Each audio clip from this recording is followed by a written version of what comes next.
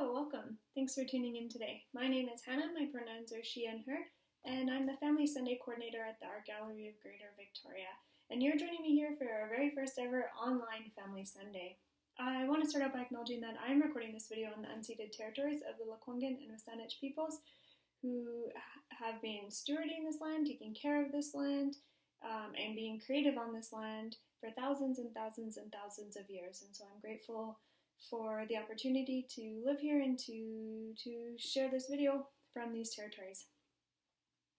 So Family Sunday is an event that takes place at the Art Gallery of Greater Victoria on the third Sunday of every month, and it's a really fun family event, and we always have lots of art activities in the gallery, and usually we have a special guest, and we always have a theme that connects to one of the exhibits at the gallery or a season. And so today our theme is Earth Day, which is coming up in just a few days on April 22nd. And so we'll be thinking about the environment and appreciating the environment and the things that we can do to help keep the environment healthy. So I'm going to lead two activities here today. And the video should be about half an hour long, and you can watch through and then do the activities, or you can watch and pause when you need to get materials, or pause when you need to keep working and then keep going, so go through the video at the same time that I'm making it. It's up to you.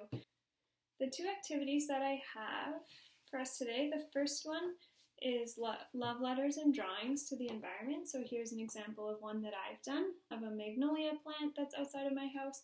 Here's another one that I'm going to show you today is the croton plant that I have right here, so a leaf from the plant. And as you can see, this one is a lot more realistic, and this one is pretty colorful. So you can choose, when I'm going through that, I'll explain it. You can choose sort of how you want to color it and how you want to make it. And the second activity is a creature, a cardboard creature or recycled material creature, and something from its habitat.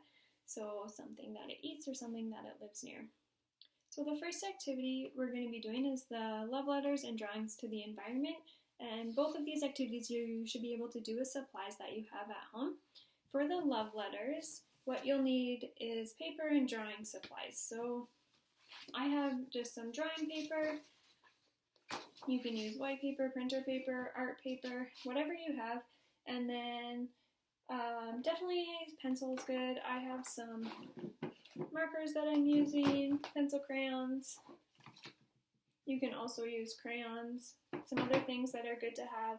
I have a glue stick, that'll be a bit more for the next one. Pencil sharpener, always good. Scissors. So if you have some supplies like that, and you can also use paint or other art or drawing materials, it's totally up to you what you want to use and what you have. So you can make it pretty simple, or you can get pretty fancy. It's up to you. For the love letters and drawings to the environment, the idea is to find some sort of natural object or plant that you can spend some time to draw and color, and through taking the time to draw it and color it, really observe it and notice what it looks like and think about how it makes you feel and think about what it's offering to you and what it's offering to the world. A few examples of other things that I've done, so you could use fruit or vegetables. I did a squash once. This is with paint, so again, using different materials. I've been going on lots of walks around my neighborhood, so if you go around for a walk around your neighborhood or to your backyard, you can use something that you find out there. Just what I try to do is not pick anything that's still growing or still living.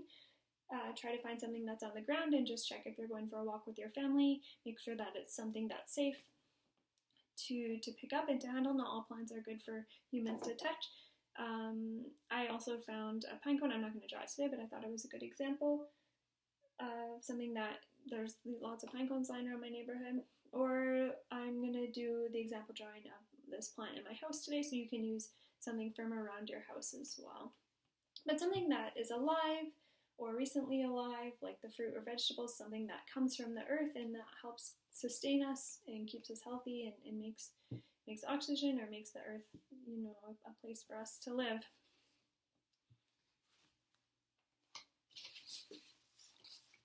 So the first thing that we're going to do is the drawing. So I would say if you need to pause right now and gather up any supplies and go find whatever you're going to draw, now is a good time to do that.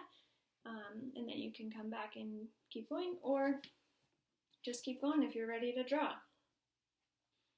So the first thing that we're going to do is think about where you want to put your drawing on the page. So you're going to look at what you're going to draw, choose.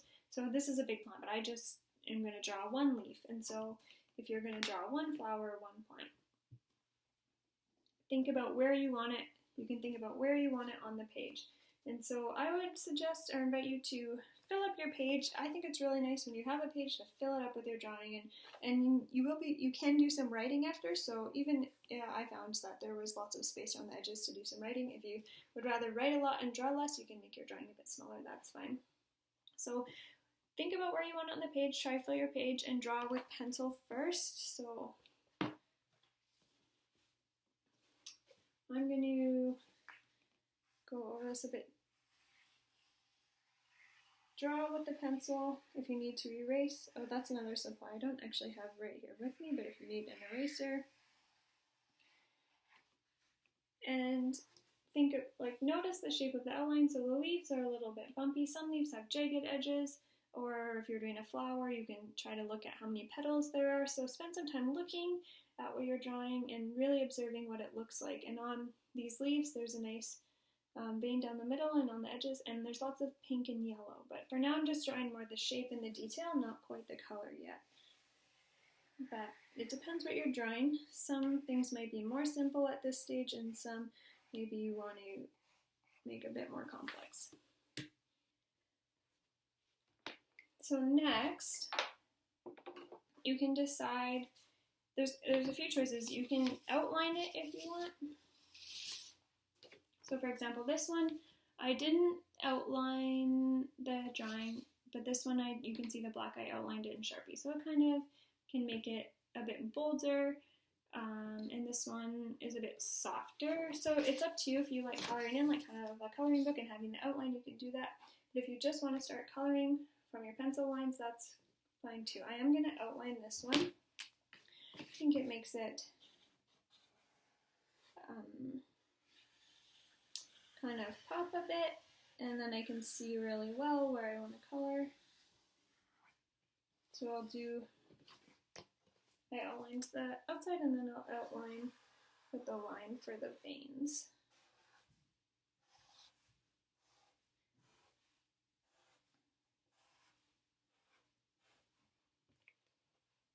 And the first thing we're going to do is color it, and then we'll add the words after.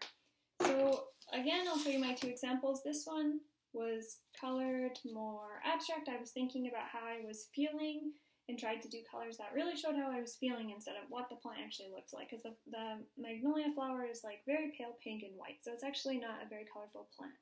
But I wanted to make my drawing colorful. So you can choose colors that kind of represent how you feel about the plant or about the flower or whatever, or how you feel inside, or you can do it more realistic. And so this one I did a bit more realistic with the greens and yellows and pinks that I actually see here in the leaf. So I am going to do this one again realistic, but if I was going to color it abstract, I could fill this in with whatever colors that I wanted. But I am going to do it with greens and pinks and yellows. So I'll find some of my greens and pinks and yellows. For my markers, I think I'll use some markers and some pencil crayons mixed together. So this is where you can decide whatever kind of materials you want to use. And I'm just going to start coloring this in. I actually think, and before I go too far with all the green, I'm going to make sure I get my yellow in there. So, oops, it's good to make sure.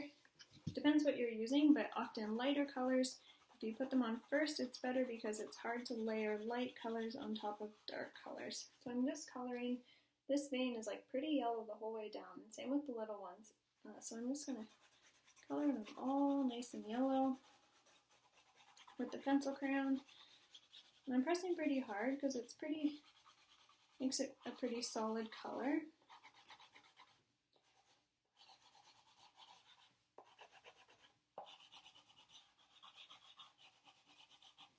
And even there's bits of yellow, it's maybe a bit hard to see, along the edges underneath the pink. So I'm going to put some yellow around the edges of the leaf.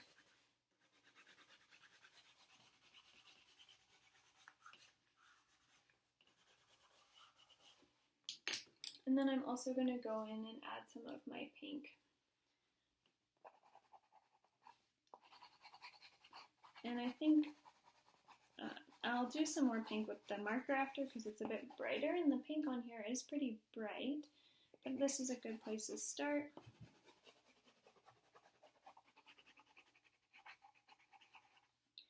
And there's some pink spots where the pink comes up the vein a little bit, and spots where the pink comes up the vein a bit, and then some spots where there's kind of some pink spots. So looking where those are and adding them in there.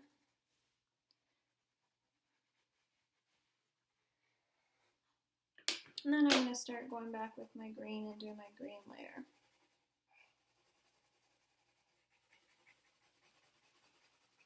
So this might take a little while. It's good. Can be patient, but it's nice time if you're working with other people in your family. You can color and have a chat. There we go. So I've got the whole leaf colored in green with the pencil crayon, and I did go in with the marker a little bit and go over some of the pink with the marker just because the marker kind of pops a bit more.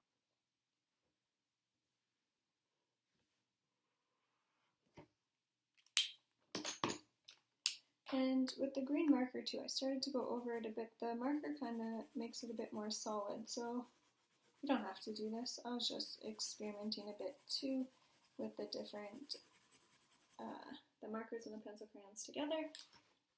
But I like how that looks, so it fills in some of the white spots. It makes the whole leaf look a bit greener.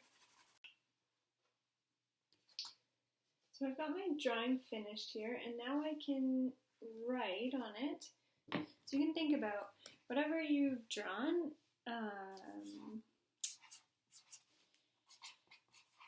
What do you want to tell it? What do you appreciate about it? How does it make you feel?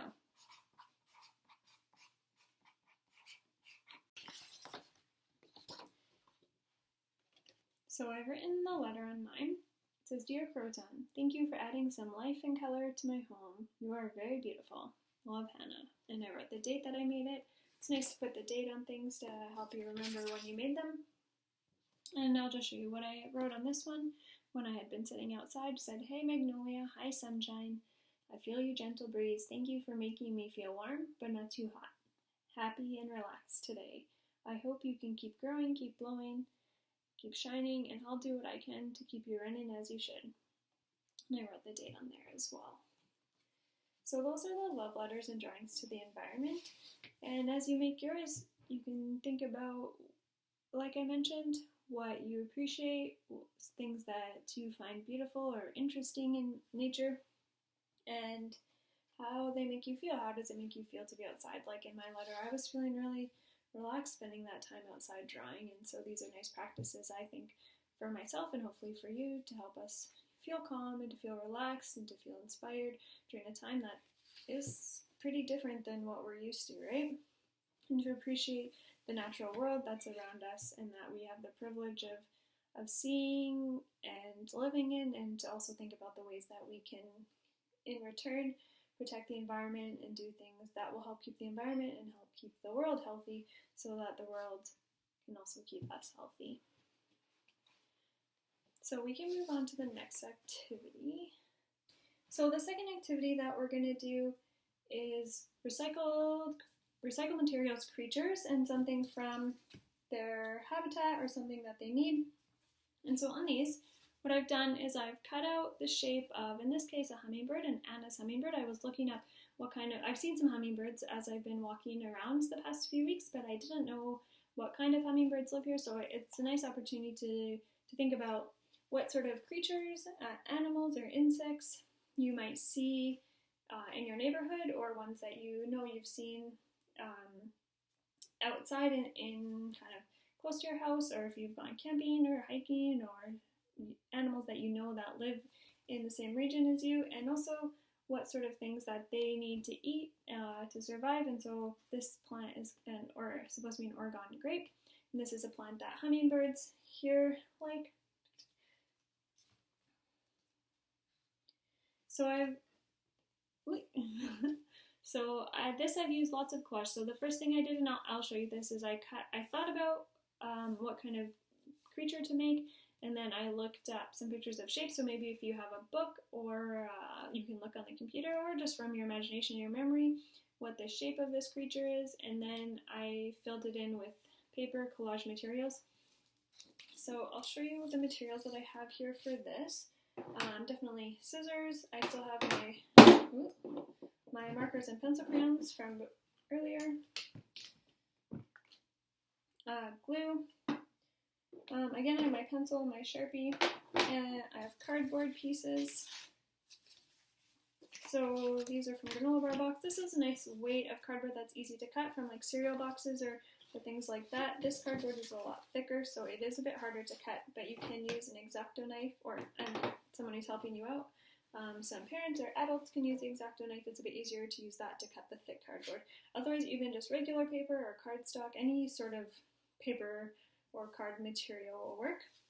And then I have a bunch of like magazines that I can cut up. So you could use if you have newspaper or any magazines, or even just other kind of recycled papers that have pattern on them.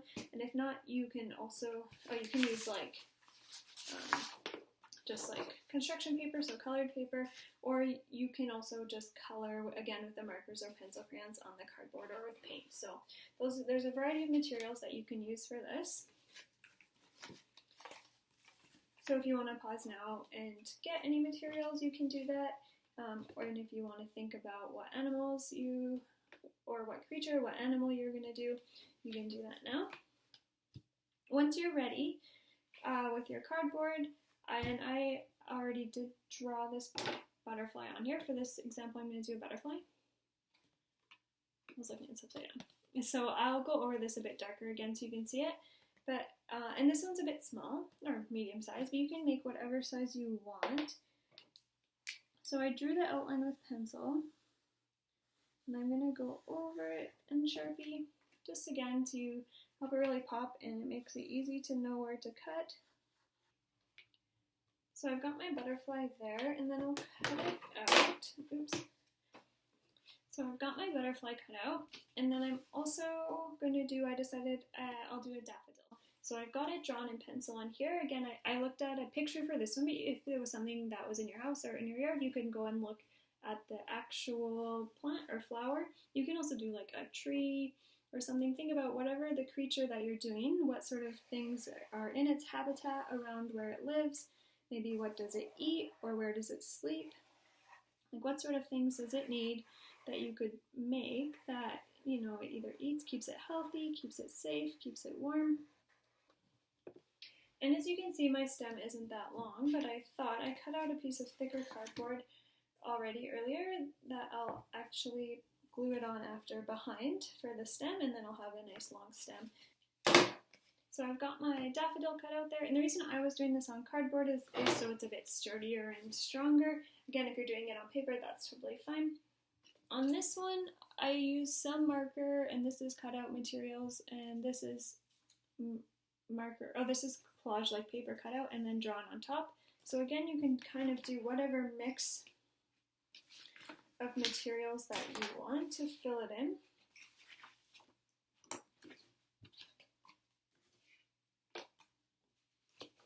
I'll start with my daffodil.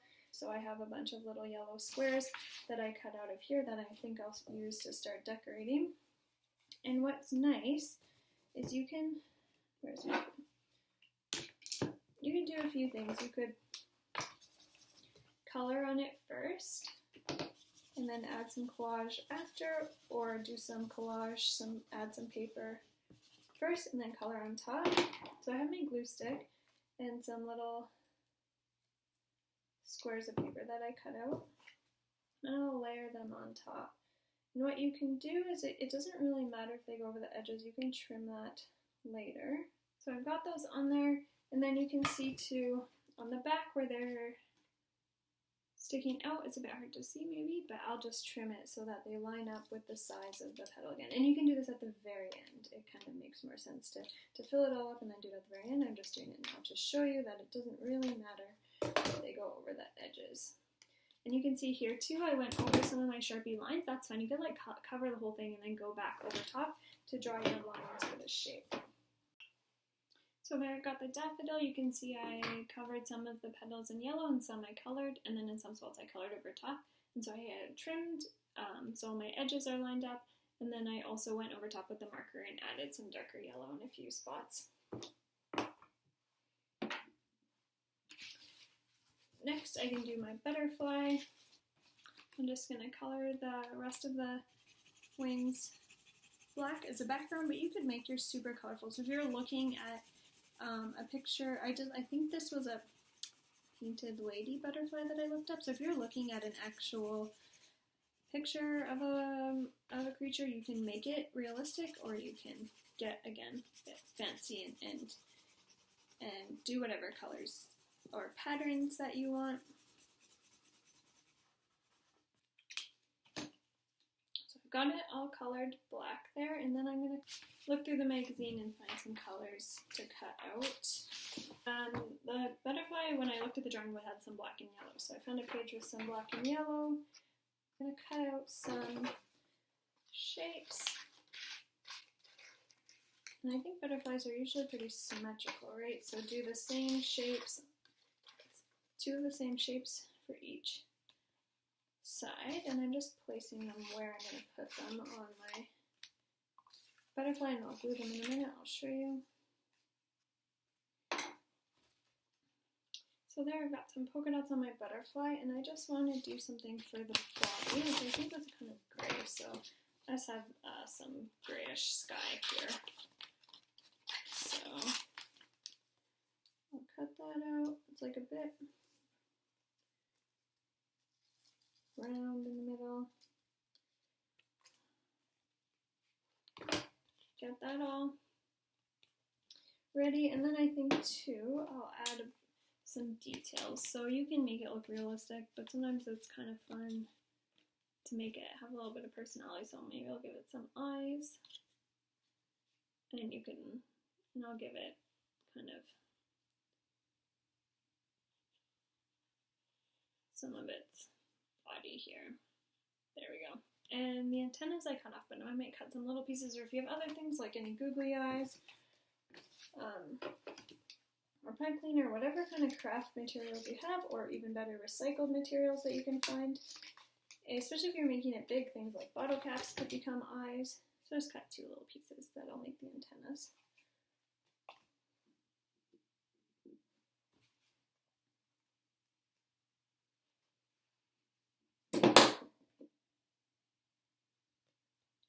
So I've got some antennas and my daffodil. I didn't finish my stem yet, but I'll do that. So I've got my daffodil. It only has 1 leaf. I would do a second one, but I think you can get the idea. And my butterfly. There we go. So I have them up on the wall. I just am kind of holding them up with thumbtacks. You can do that if that's okay on your walls, or if you have like a corkboard or poster board or a place where you hang up your art.